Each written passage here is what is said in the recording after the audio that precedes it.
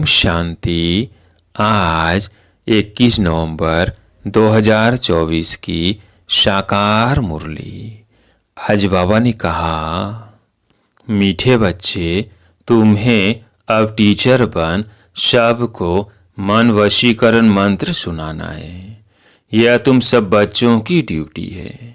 प्रश्न, बाबा किन बच्चों का कुछ भी स्वीकार नहीं करते हैं? उत्तर, जिन्हें अहंकार है। मैं इतना देता हूँ, मैं इतनी मदद कर सकता हूँ। बाबा उनका कुछ भी स्वीकार नहीं करते। बाबा कहते, मेरे हाथ में चाबी है। चाहे तो मैं किसी को गरीब बनाऊं, चाहे किसको साहूकार बनाऊं। यह भी ड्रामा में राज है। जिन्हें आज अपनी साहूकारी का घमंड है, वो कल गरीब बन जाते, और गरीब बच्चे बाप के कार्य में अपनी पाए पाए सफल कर साहूकार बन जाते हैं। ओम शांति। यह तो रूहानी बच्चे जानते हैं कि बाप आए हैं हमको नई दुनिया का वर्षा देने।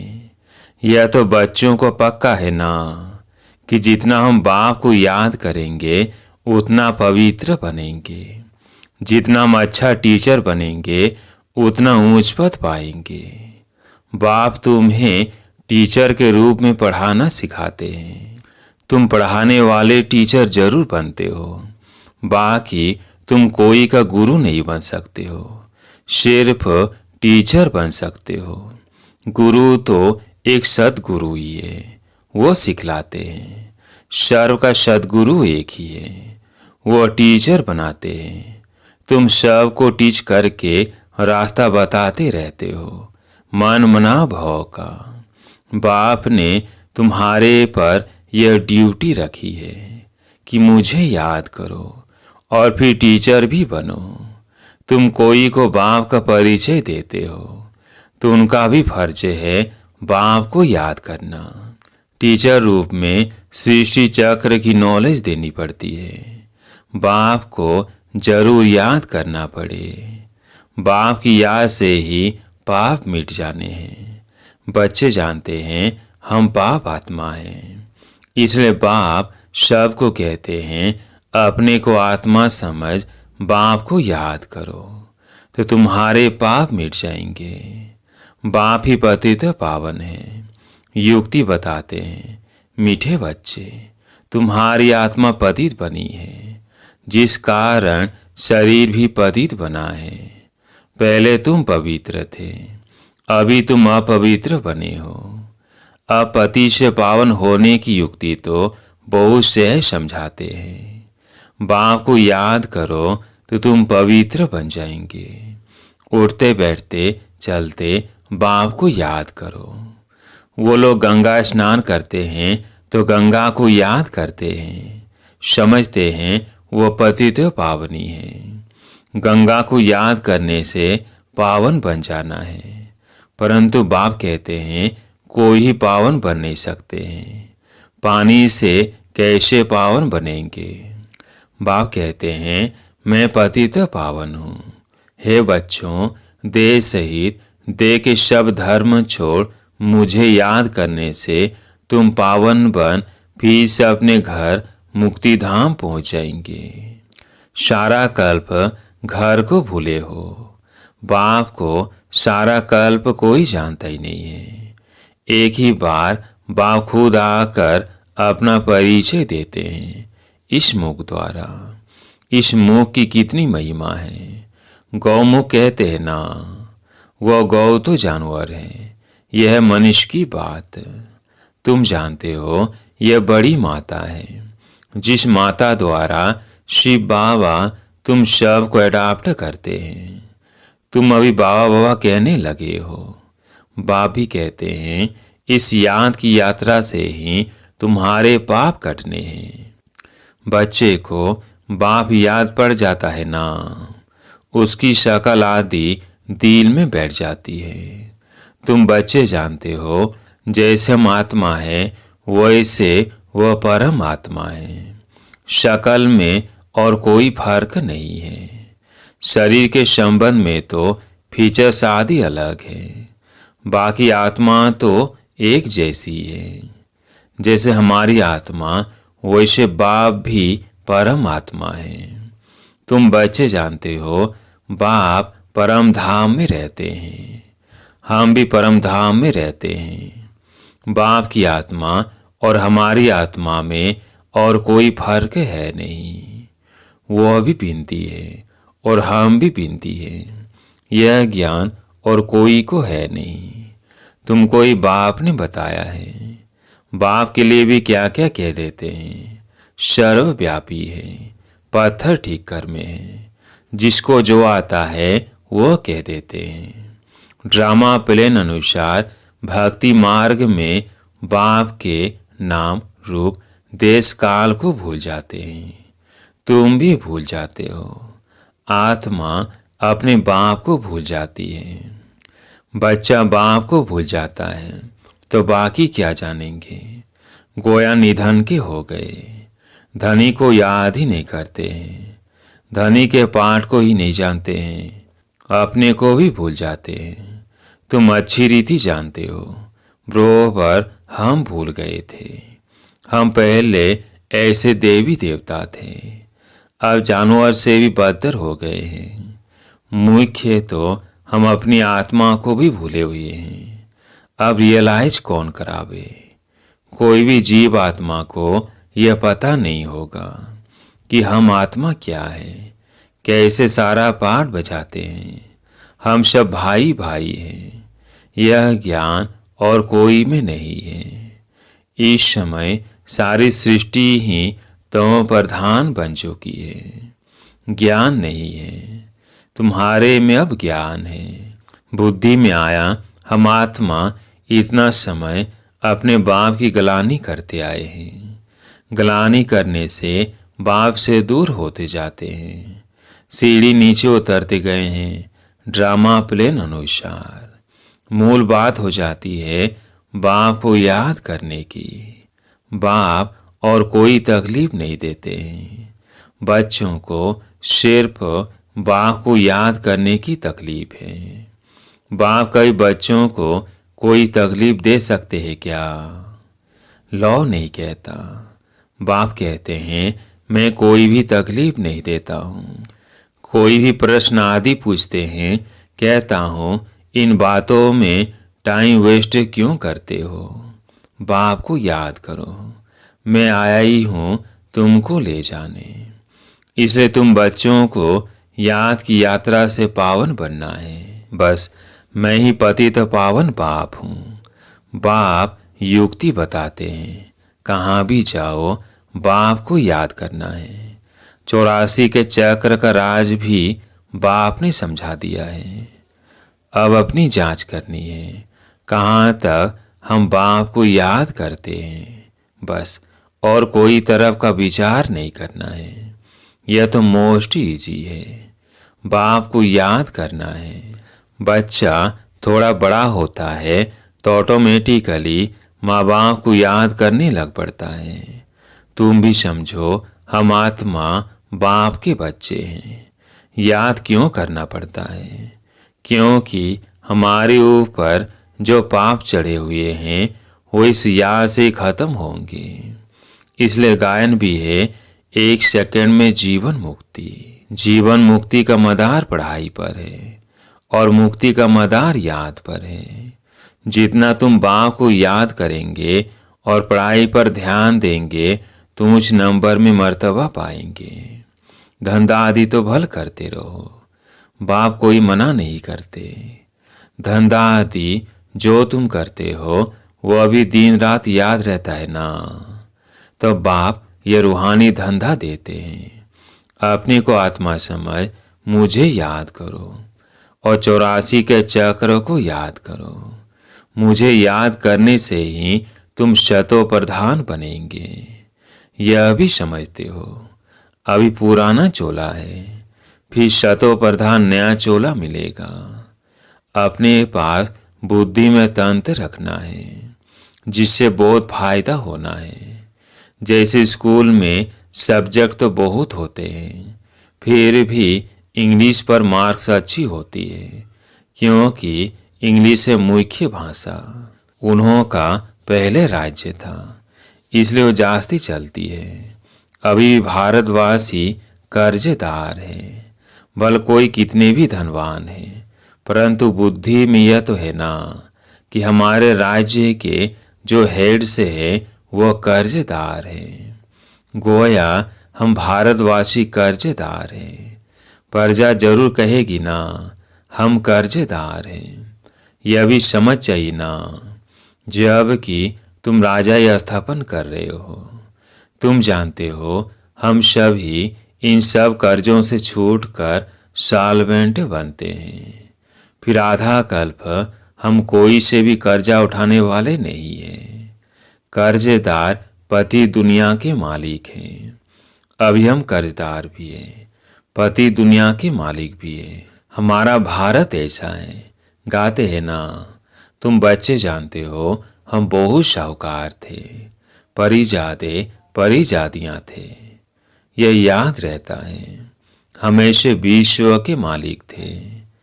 अभी बिल्कुल कर्जदार और पतित बन पड़े हैं। यह खेल की रिजल्ट बाप बतला रहे हैं। रिजल्ट क्या हुई है, तुम बच्चों को स्मृति आई है।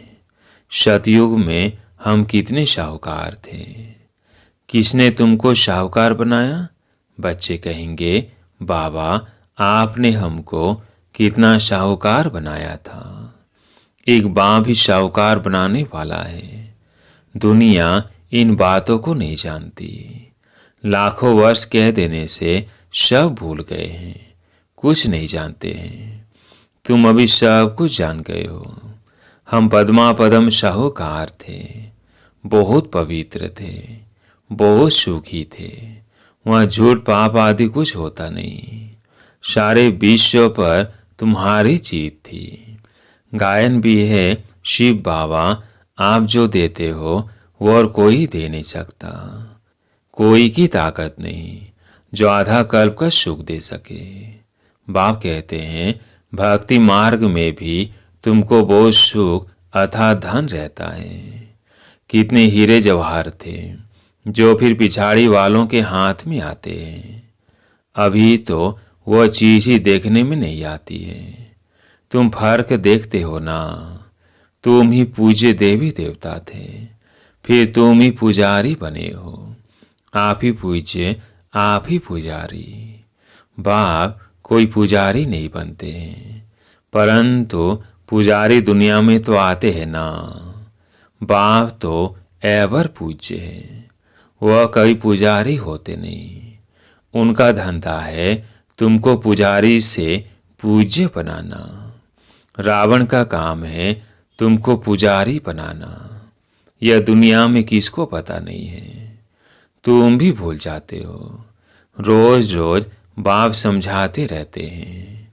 बाप के हाथ में है किसको चाहे शाहूकार बनाए चाहे गरीब बनाए।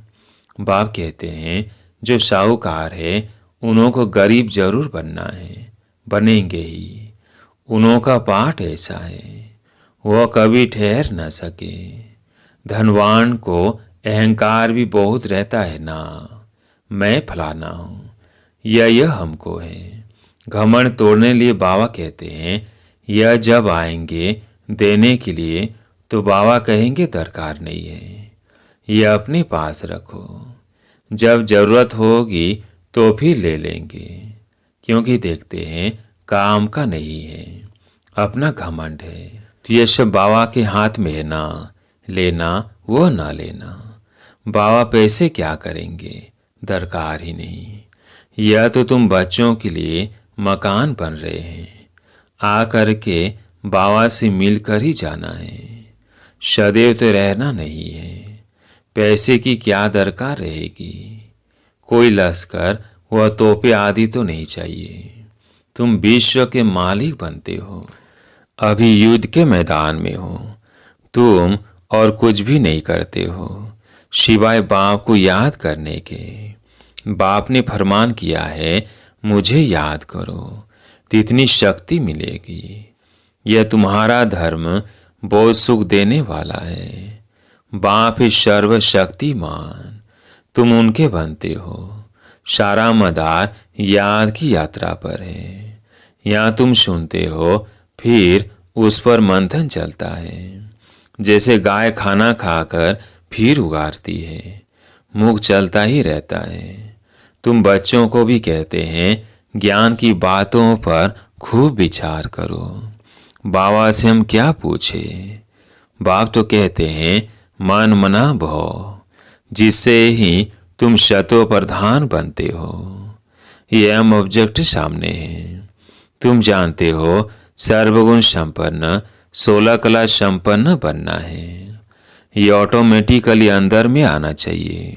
कोई की गलानी व पाप कर्म आदि कुछ भी ना हो। कोई भी तुमको उल्टा कर्म नहीं करना चाहिए।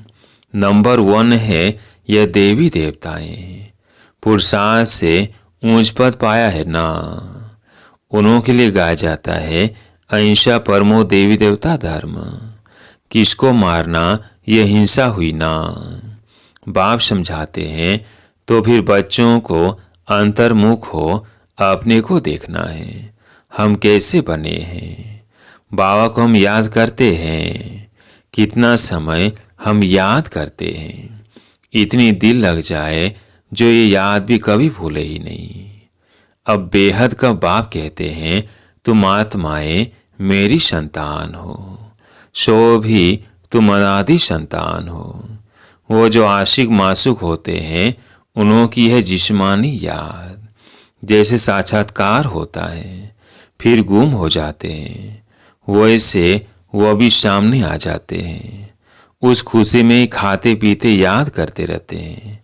तुम्हारे इस याद में तो बहुत बल है। एक बाप को ही याद करते रहेंगे और तुमको फिर अपना भविष्य याद आएगा। विनाश का साक्षात्कार भी होगा। आगे चल जल्दी जल्दी विनाश का साक्षात्कार होगा। फिर तुम कह सकेंगे कि अभी विनाश होना है। बाप को याद करो। बाबा ने यह सब कुछ छोड़ दिया ना, कुछ ही पिछाड़ी में याद ना आए। अभी तो हम अपनी राजधानी में चले। नई दुनिया में जरूर जाना है। योग बल से सब पापों को भस्म करना है। इसमें ही बड़ी मेहनत करनी है।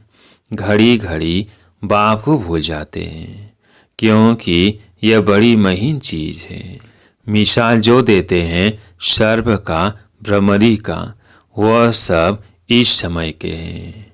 भ्रमरी कमाल करती है ना, उनसे तुम्हारी कमाल जाती है।